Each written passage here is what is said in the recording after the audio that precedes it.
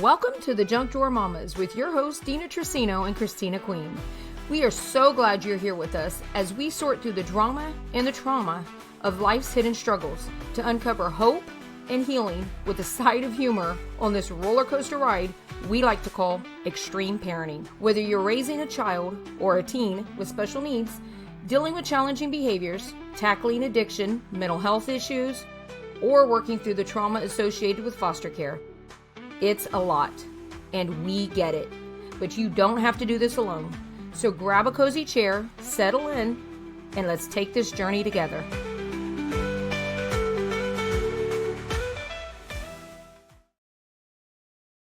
Hey everybody, welcome back to the Junk Drawer Mamas podcast. I am here with my beautiful co-host, Christina. I am Deena Tricino, and we are here again going to be talking about part 2 of our stress that is related to extreme parenting. We spoke to you guys a little bit last time about just the different types of stress. We have the acute stress and the good stress and the distress, the negative stress. So today we're actually going to be going a little bit more deeper into one of the areas of stress that is very, very commonly linked into special needs parenting or extreme parenting situations is stress related to our health, specifically the area of whether you're struggling with your weight in that. And so I wanted to give you guys, first off, just some statistics, a little bit in regards to that. And then we're going to just share a little bit about our journeys on that. Both of us have similar stories on that, but yet some differences that, might be that you could resonate with. So before we get started, I want to explain something that when we were doing the research for this, I found this statistic and it's alarming. I feel like I just want to read it to you so you guys can get that full scope of it. There are about 45 million people who provide unpaid care to adults or children every month. So that's unpaid. They're not paid respite care workers. They're either caring for an elderly parent or, somebody, a family member or a child, if they're in an extreme situation. There's 75% of those caregivers are women. Most of those caregivers are experiencing high amounts of stress. 90% of those caregivers that are in that situation say that the stress has impacted their health. And so that's what we're going to talk about right now. And so one of the things that is kind of like it's a passion for me, but it's also one of those things that's been one of my biggest struggle, and I think Christina too, is how stress as a special needs mom, specifically somebody who's dealt with a high stress life, because I had high stress before I even had Gracie. And I'm sure Christina can attest to that as well. Before she became a mom, or just in our family's, situations, there was stress in those situations before we actually had the role of a special needs mom or extreme parent. But we both struggled with self-image and weight. I've struggled with my weight my whole life. I've been overweight most of my life. I've been up and down. There have been times I've been thin. There's been times that I've been heavy. I'm on the heavy end now. Christina's on the light end now, but she's got her journey to how she got to that. But the thing that brought us together that was most common is that we both understood what that was like. And so each have a different story coming to that. But both of us have felt this burden of this self-image of people judging you because you have a weight issue, and they just assume that you are sitting around just eating too much, not exercising, like the whole eating bonbons and watching the soap operas. I know I'm way dating myself now. I don't even know if there is such a thing as a soap opera. Anyway, sitting around eating candy and cookies and doing nothing. That is so not the life of a special needs mom. And definitely it's never been my life or Christina's at all, and so our lives are fast-paced, busy with a lot of responsibilities. But if somebody were to look at you, they would judge you and assume that your weight comes from eating too much. That whole calories in, calories out. You just need to eat less and move more. That's not always the case. From what I did, the deepest research that I had in this, a lot of it is linked to hormones. A lot of it is linked to high cortisol levels, which raise your insulin levels. And when your insulin levels are high, you become insulin resistant. And then your body stores that insulin as fat. So just high levels of hormones. And we talked about this on the last episode, that one night of sleep deprivation, your insulin levels rise like that of a diabetic. So anyway, that's kind of like the basis of what we're going to talk about. But I wanted Christina to share a little bit on her journey of where she was at, where she came to today, and then we'll kind of tag team each other and just see where the conversation goes. Yeah, so Now, most people looking at me would have never guessed that I was, 265 pounds, I think, day of my surgery. But I had gastric bypass surgery 18 years ago now, uh, going on 19 years, I think. But I had always been, I can remember since I was a little kid, I had been overweight. I had started, my dad started putting me on diets at 10 years old. We have a common. My first one was Right. 10 too. Yep. And it like really strict diets, as parents, we don't always do everything right. I'm sure he meant well, thinking that he was, doing something, but kind of did the opposite for me, I feel like. But I've spent most of my life on diets, extreme diets, and just, that's a huge amount of stress, especially for a kid to carry coming into adulthood,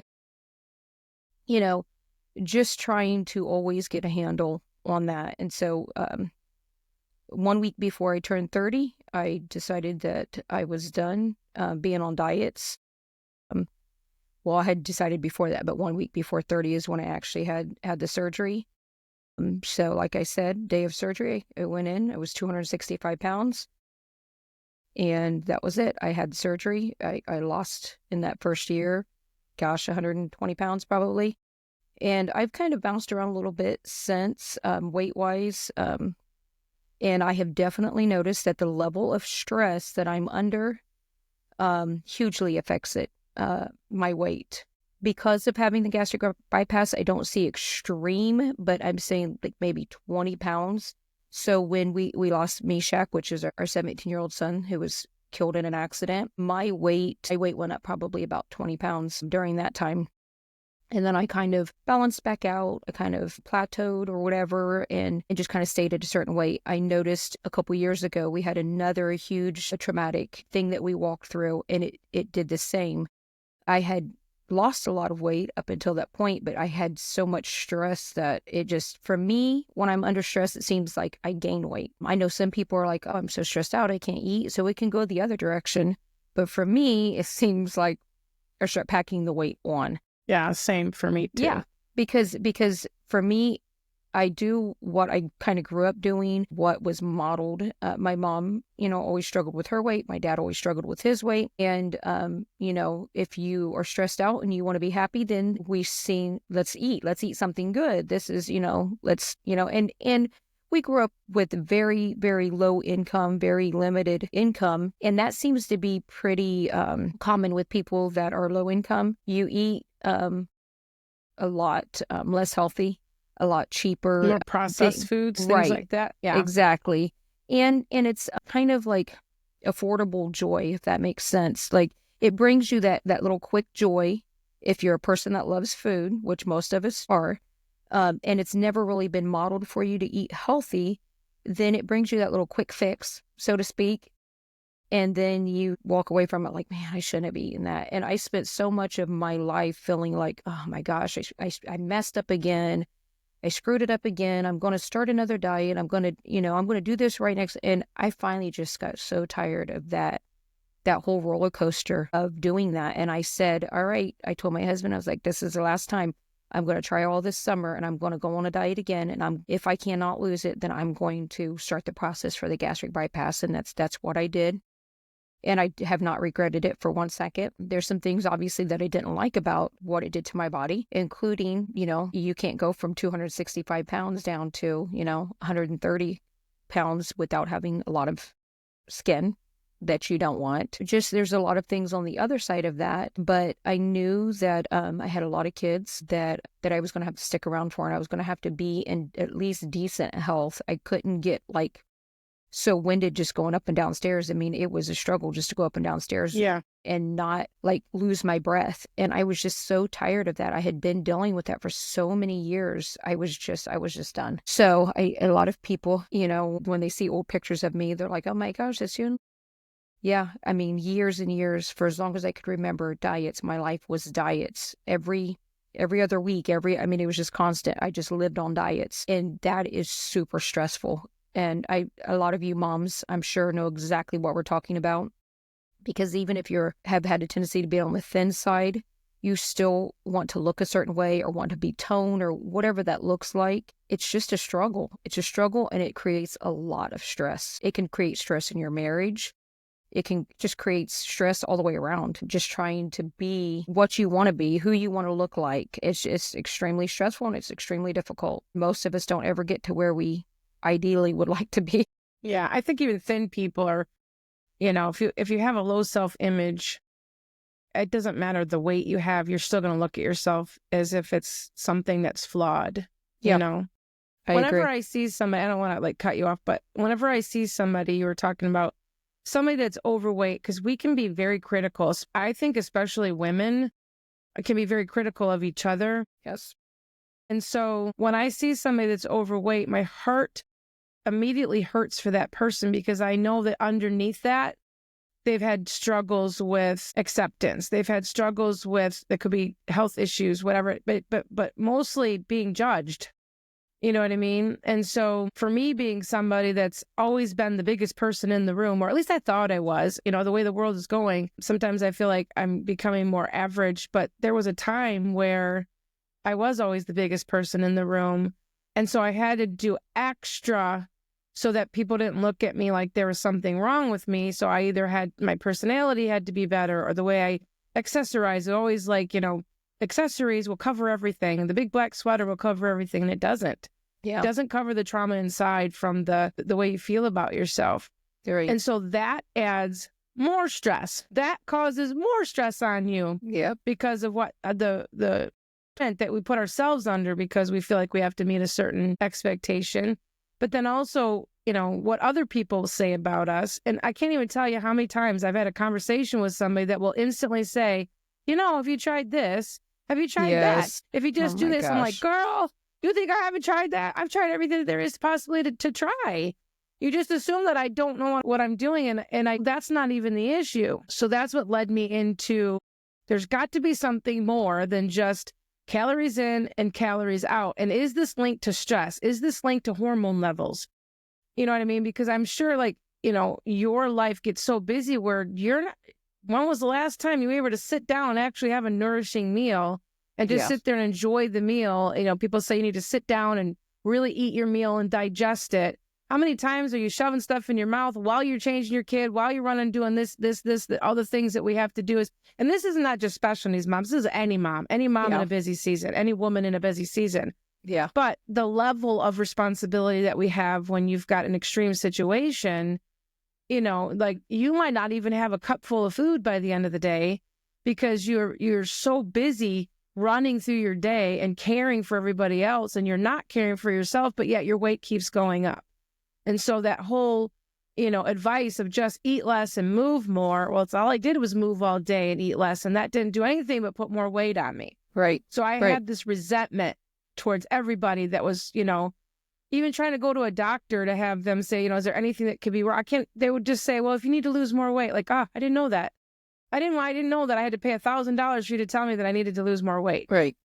And they just didn't, that nobody understood or knew. So you just keep shoving it in, the emotions in, you just keep hiding it, and you just keep trying to do better, And so that's the secret, I want to say the secret struggle of somebody that is trying to take care of everybody else's needs above their own and not trying to look like they're complaining about it. You know what I mean? Especially when you have a child that needs your care constantly, especially needs child, the last thing you want to do is be complaining about your stress.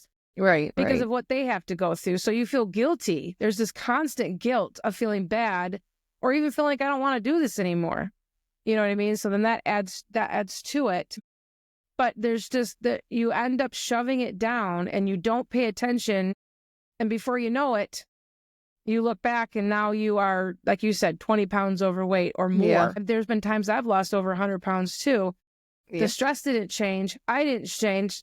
And so the next stressful situation that was extreme would bring the weight back on. Well, I think there is a huge misconception that, if I lose the weight, then I'm automatically going to feel this way about myself. Yes. I cannot even tell you how many years and still I can catch myself going into someplace and eating and feeling like everybody's watching me because of what I'm eating.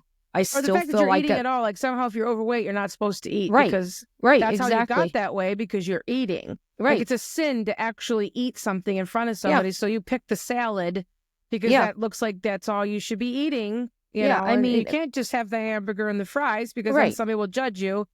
Yeah. Me and my husband just came back from our little trip that we took, and, you know, it was all inclusive. And so, you know, all the food was included. And, you know, I got my plate and I took it to the table. Well, there wasn't enough room for one of the things that was on my plate, and I went to put it on, and I'm walking to my table with 2 plates in my hands. And that thought, that whole, how I always used to think, just popped into my head. Oh my gosh, everybody's going to look at you carrying 2 plates to the table and be like, oh my gosh, look at her eat, you know?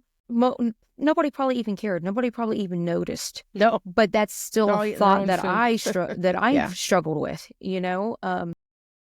And, you know, a lot of it, yes, we do judge each other harshly as women. We're, you know, we look at it, we just do. And that's definitely a strategy of the enemy for sure. But we do look kind of critically at one another. But a lot of the times when we think that somebody's thinking a certain thing about us, they're probably not. Right. It's just us being 99% of the time they're right. not.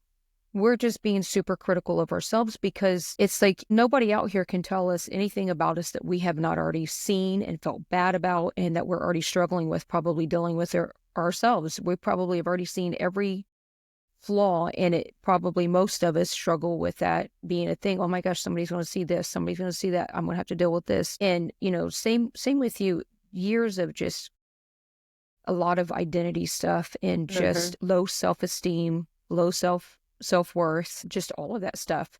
And that is extremely stressful, because you're always in that state of, oh my gosh, maybe I shouldn't have worn this. Maybe I should have done this. Maybe I shouldn't, you know, Girl, eat this. You have no idea. The clothing is like, what can I put on that makes me look thinner? And nobody even notices that. Like, honestly, especially if I'm wearing something bright, they're like, oh, you look so nice. And I look like a truck in this. So I take it off and I definitely put the black thing back on, because in my eyes, I look a little bit thinner. Like, that's going to be better if I go out there and people see like an inch off your waist because you're wearing a black shirt versus the bright pink shirt. But when you wear the bright pink shirt, people's like, oh, you look so pretty. I'm like, I look terrible in this. Totally. I totally get that. So the clothes is like another whole issue. Oh yeah. Yes, for sure. I've, you know, all the way in the surgeries and the stuff that I've had to try to get to my ideal size, you know, something that I thought I wanted. And I still, I don't wear tank tops in public. I have not worn a tank top in public, aside from maybe being on vacation and, you know, we went, you know, to go swimming. I've even got long sleeve bathing suits. Like my bathing suits are long sleeve. But anyways, I have not worn just you like just tell put a tank top. You're sensitive to the sun and you don't want sun. That's what it is. That's what it is. I mean, I just, you know, it's that constant way of, you know, how we look at ourselves, and I'll, you know, I try to put on a tank top, but then I'm like, oh, you can see my back fat in this. I tell my husband, I'm like, that only picture is women horrible. Talk about back fat, like, right? Yeah, seriously, and like you can see the little rolls going down my back fat. Does this make my butt look big in this? Right. I'm like, no, you could see all these rolls going down my back. I can't wear that. Yeah. Yep. And just, those little again, underarm all things. That added, just thinking about, like, I was sitting there talking about all the added stress of worrying about all that and putting all that on us. Nobody is paying attention to that. And even if there is somebody, honestly, even if there is somebody out there that's like, oh, she has a lot of back fat, or her butt looks big in that. Are they your people? Are they somebody that understands the journey that you've walked down? Right. And so, like, one of the things for me is that every time I'm around somebody who is on a health journey, and I get it, I understand they want to share their successes. And so they will start to tell you, oh, you should do this, you should do that, like I just said. And then you instantly are like, you don't have a clue of what I'm going through. And then you start getting resentful. And then, so when our identity there's an identity issue there, and then we start to feel less than. What I know for myself is that I ended up becoming controlling. I tried to control the atmosphere. I became more outspoken to try to detract from the fact that I felt like I was 2 inches tall. And so I didn't want anyone to see me as a failure, because you can see my failure on my body. Right. When I walk into a room, you can see my failure. You can see that's what my issue is. But if I were struggling with some secret sin, or I was struggling with an addiction, that's something that nobody can tell by just looking at you. Yeah. And if it was something that was an addiction like that, okay, how do I want to word this? You can stop doing the thing. I'm not saying it's easy to go through that. I'm in any way trying to minimize somebody that's walking through recovery. What I'm saying is that if it's alcohol, if it's drugs, if it's pornography, it's one of those things, putting that out of your life completely, okay, is an option. Not putting food out of your life is not an option. Yeah. Okay, so you're still always confronted. If I were an alcoholic, I wouldn't hang out at a bar. Right. Okay. If I were struggling with something that was a trigger for me, I would remove myself from that. But if food is a trigger for you, if something like, you were even talking about before, like how you stress eat, the last episode we were talking about how you stress eat. And, you might be able to remove the M's that you were talking about, but you can't remove food from your life. Yeah. So, but that's one of those things that, and again, I'm not trying to minimize anybody else's struggle, whatever they're going through. I think if you're struggling with any type of an addiction or any type of secret thing that you're struggling with, I never want to minimize that. But people somehow assume that somebody that struggles with their weight is not the same thing. Yeah. And that, we should just eat better. Yeah. But we would never say to somebody that was struggling with some other heavier sin, yeah, you should just stop doing that, and then just look at them like, why can't you do that? Yeah. Yeah. And so, but there's so many people that want to give you advice as if we already don't know. And I would say most people that have struggled with weight their whole life, they already know it. They could teach a class. Yes. They could teach a master class on what to do. That isn't the issue. Yeah. For me, that's never been the issue. I am very well educated on health and fitness and all of that. And so it was never that. And for me, it's not even eating too much. For me, it was literally the hormonal imbalances and being, pushed into early menopause and not understanding how that all worked, not understanding how important sleep was, not understanding what cortisol does to your body when you are stressed out, that affects your hunger hormones. So leptin and ghrelin, those are both your satiating hunger hormones. That's affected by that. Everything is affected by that. And so you're kind of constant state of dis-ease. And then you get to this place where you don't even know what to eat. You're afraid to eat anything. So now you have this food phobia because you're afraid to eat something because it might put weight on you. Instead of being able to just heal your body, you're in this constant state of trying to fix everything because it's tied to somebody thinking that if you just did this, if you just stopped eating, you'd be fine. So you're trying to please man at the same time as trying to figure out how to get yourself back to a normal, healthy life. I would say it's not even just a healthy weight. It's a healthy mindset. It's a healthy, And then you add that on top of the fact that we are caring for circumstances that are very heavy to carry all by themselves. Whether you had a health issue, a marriage issue, anything, all of that added on to it makes it even harder to deal with. Right. And the stress that's wrapped around it, it comes at you from every direction because it's like, okay, well, I'm going to get this together and I'm going to do the right things for my health. And then you don't do it because you're busy dealing with the kid, or you have to go to an unexpected emergency room trip, or you have to go to, and then you feel like you failed yourself again. So there's just there's lots of stress wrapped in all that. Like, man, I really wanted to get this right. I really wanted to do this. And here we are again, back to the beginning. I didn't do it again. We're really hard on ourselves too. At least I am. I think most women are very hard on themselves when we don't do what we've said that we're going to do. It makes us feel just like a failure. And it's very stressful in the whole mindset. That's just the back and forth. Like, man, I said I was going to do it. Everybody's going to look at me like, oh, you failed again. You didn't do what you said you was going to do. And we play these games back and forth in our head, creating even more stress in our thoughts that a lot of people probably don't even notice whether we lost 10 pounds or 5 pounds or 20 pounds. I mean, honestly, we probably have to lose a lot more than that. You didn't even notice it. Right. And nobody even notices it, but we're so hard on ourselves and we're stressing out. We're over here literally stressing over all of this stuff. and causing ourselves to get, to be, we were talking about memory and the way it affects like memory and just all the things that stress affects and the things that it does to our body and to our health. And we really have to learn to set our mind, set our eyes on things above and stop getting caught up in what the world sees and getting pulled into that, getting sucked into that mindset of what are they going to think of me? How is this? When we can step outside of that, and when we, really fill ourselves with the word and really tap into the Holy Spirit and the, getting what God has to say on this and what the Bible has to say, it shifts so much. And it takes such a load off of us trying to people please, because we get out of that mindset and out of that place of trying to please people, and including ourselves. Yes.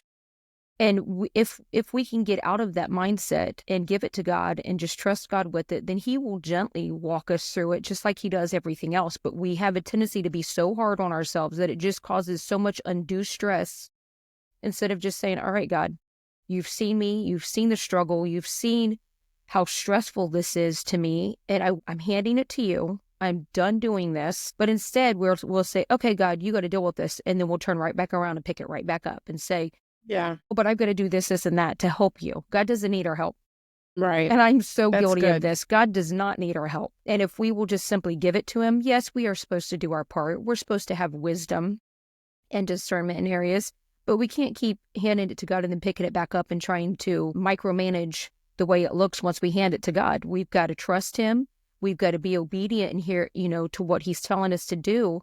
But we can't get so caught up in the stress of all this that we're constantly carrying all of this on our back, on our shoulders all the time. We've got enough things in life to deal with that if there's anything that we can just simply hand to God and get in the right mindset and say, all right, God, this is a hard thing for me to do, but I'm going to give it to you. I'm going to lay it at your feet, and I'm going to stop picking it back up. There's so much peace in that. I still struggle with this daily. I mean, this is a constant, but I've noticed that the times when I can really get in that mindset and do that and hand it to God, there's so much peace, so much stress is removed. Just pray about it, ask God to do what you're needing Him to do in this situation, and then leave it alone and let God be God. Yeah. So one of the things that I'm walking through this now in this season of my life, which is interesting. I just recorded a video this morning for my YouTube channel, and I was talking about this exact subject. I was looking in the mirror, and we tend to look at ourselves and at all the flaws and everything else. And, I was instantly brought to this place. I think Holy Spirit was really speaking to me, and as if I was criticizing what God had created.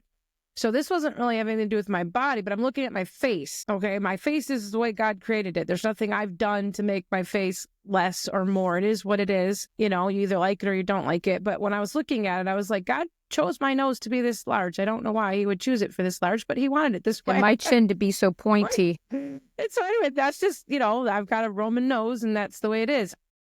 And so I started really thinking that some of the struggles that I even have with like trying to find the right diet and all of that is that God, because I do pray for God to bless my efforts. Like I do say every day, like, please, Lord, let my body be a holy living sacrifice to you.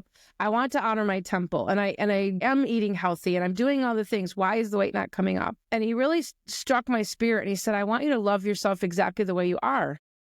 I love you exactly the way you are. I paid a very high price for this. God paid, Jesus paid a very high price for us to be able to have that kind of freedom.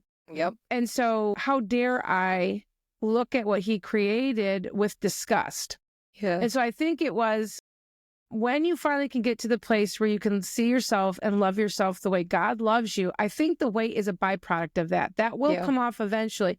So I think sometimes, I'm kind of getting more spiritual here versus just the science of weight loss. What I'm saying is that sometimes it might still be stuck. The weight might be stuck because there's trauma that we've got to break off. That identity that we were talking about, that pleasing man.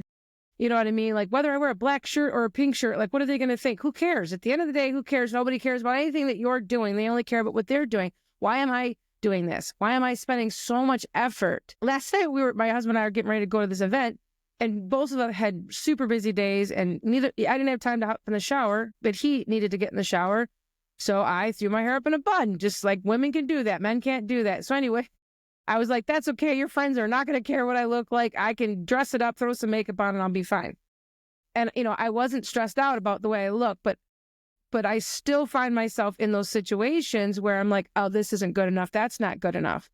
If I could do it then, I could say, oh, nobody's going to care what I look like, whether my hair's in a bun or my hair's down, then I should be able to do that every single day. Yeah. And so I believe that it was attached to me saying, God, I accept myself the way I am. So it was very hard for me to come out in this season of life, which I'm not at my heaviest, but I'm definitely at a very heavy weight compared to where I was. And I'm like, now you want me to go on camera? Now you want me to do all this stuff? Are you kidding me here? And there was just something about breaking that off. Like, it doesn't matter what I look like. What we have to say will help people.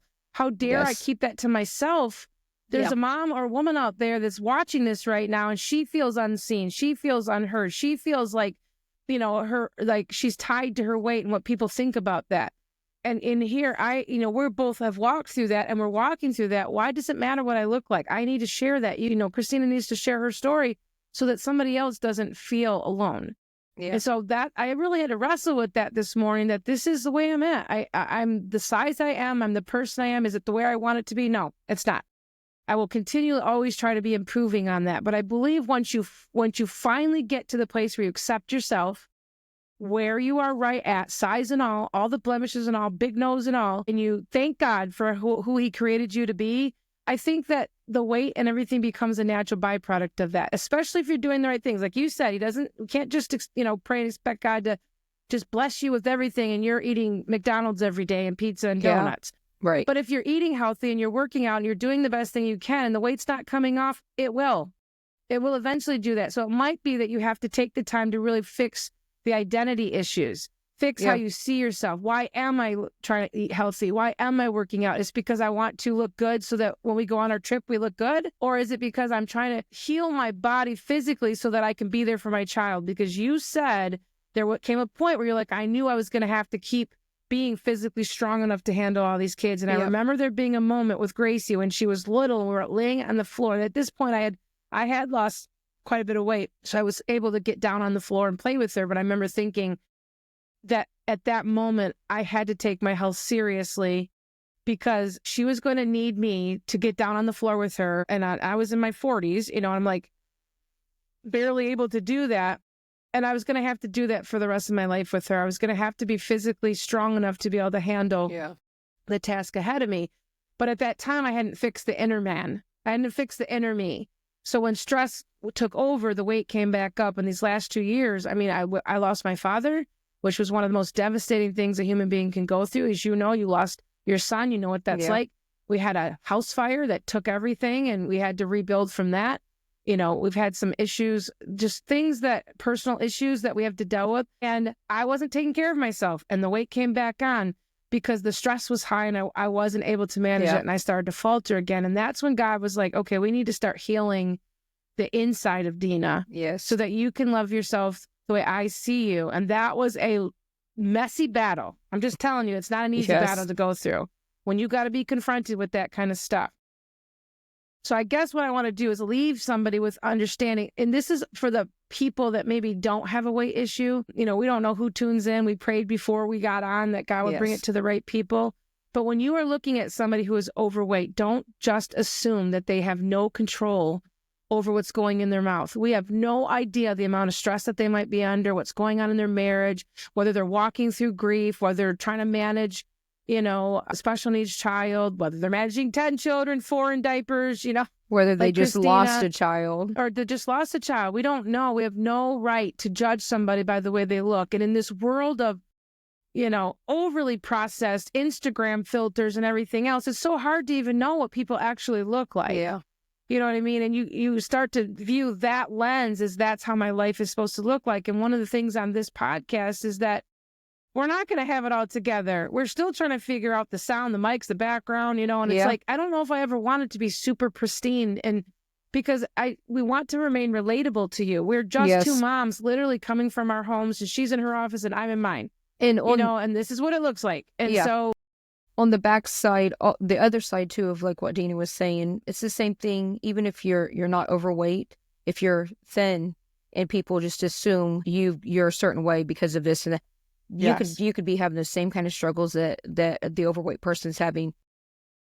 We need to quit looking at each other and judging each other and assuming that we know something that we have no way of knowing, period. That is not Jesus. We need to represent Jesus well, and that is not in any way representing him well at all. We cannot do that to one another, and we all do it. We all do it a lot, I think, a lot more than what a lot of us want to admit. But it needs to stop. It really needs to stop. We need to shift that, and we need to start looking at each other from the inside out, not from the outside. Yes, that's so good. What a perfect way to end this episode. We're getting to the end here. So this is, again, something that we could talk about for a long time. I think we're both passionate about it. You know, we wanted to leave you guys with some tips and tricks and things like that, but I don't necessarily know if there is the right answer to tell you, because it's not really, at the end of the day, it's not a weight issue. It's not should you be keto? Should you be carnivore? Should you eat vegan? Should you do the Mediterranean diet? I don't know. I've tried them all. And I think everything works at some point. It's not even that. It's about inside here. It's in your heart. Who are you? Do you love who God created you to be, whether the outside shell matches up what you think it should look like or not? And I'm not saying don't try to be better on the outside. I'm definitely not one of those people that's okay with just, showing up anyway. I do try my very best to take the outside package and make it look as best as it can. Yeah. Okay. There's something about putting a pretty bow on it and then it's presentable. But what I'm saying is that I don't have the advice that I could give you for health. If you want that, I would say go to a doctor or go to a nutritionist or go to somebody that can customize something for your body. We're not doctors. We're not nutritionists. We're not therapists. We're not pastors. We're just two moms that have walked this journey. And I just want to encourage you that the God of the universe created you exactly the way he chose for you. Now, there are things about you that he wants to change. There's things about us that we have to work out. So I'm not one of those people that thinks that, that everything is perfect and we should just accept that. I think that there are things that we allow in that affect our character. But if our character is in a desire to please God and to be in his image, the rest of it will just come along the way. I believe that it will come along the way. And the more we can manage our stress, then I think the weight, those kind of issues, the less we can tie our identity to what we look like, the more we can manage our stress. And there's basic things. Make sure you're hydrated. Make sure you sleep well. Sleep is so important. Make sure you get help if you can. Make sure you take time for yourself. I'm definitely Make sure you tap into Jesus. Yes, I was going to say, I'm not one of those people that's like a bubble bath and a manicure. That's not really self-care for me. Self-care for me is getting away up in my office and just spending time with Jesus. God, honestly, that is the best self-care advice I could give you. Now, if you want to go get a pedicure and a manicure with your best friends, you could do that. I don't necessarily have time for that or the ability to do that. So getting alone with God is the very best self-care, even if it's 5 minutes in your bathroom. Or in your closet or your car or wherever you find your space. Yes. So anyway, we will come back and we'll talk more about this and share more about the different ways that stress affects us. Christina was talking about how much this affects our identity and we just being, in the extreme parenting situation, so we want to bring that to you too as well. Yeah. So we just thank you. Is any last minutes from my beautiful co-host? Anything you want to say to our listeners? No. Just, next episode, we probably will talk more about identity. I think a lot of this does go hand in hand, but identity is huge in being a mom and how hard we are on ourselves. And so I think we're going to kind of touch into that a little bit this next episode and probably even some continued stuff with the stress because this seems to be a very major very big topic thing to discuss. Yes, we have a lot of stress as moms, for sure. Yeah. So we thank you guys for joining us. We also want to make sure that you guys know that you can always connect with either one of us on social media. I am the founder of Specially Empowered Moms. Christina is the founder of Faith You Foster Care. We are brand newly published authors, and so we're always talking about our upcoming books and things like that. So we just thank you for all your support, all your love, and, just take the time to share this. Share this with a mom that needs it. Subscribe to the channel so that when another episode is coming. Do all the stuff that we say to get this promoted so that we can encourage more moms that are in the trenches of extreme parenting.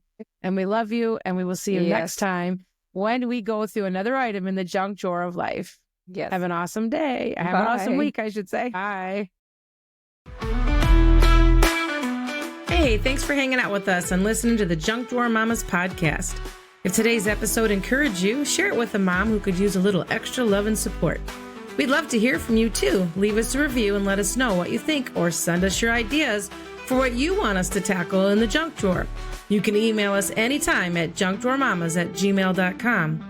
Stay connected with us on social media. Follow Deena at Specially Empowered Moms and Christina at Faith Through Foster Care for more encouragement and updates on our upcoming books.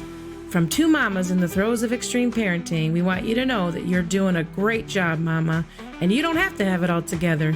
But what's hidden can't be healed, so let's keep sorting through it together, one step, one story, and one laugh at a time. See you next time when we tackle another item in the junk drawer of life. Have an awesome week.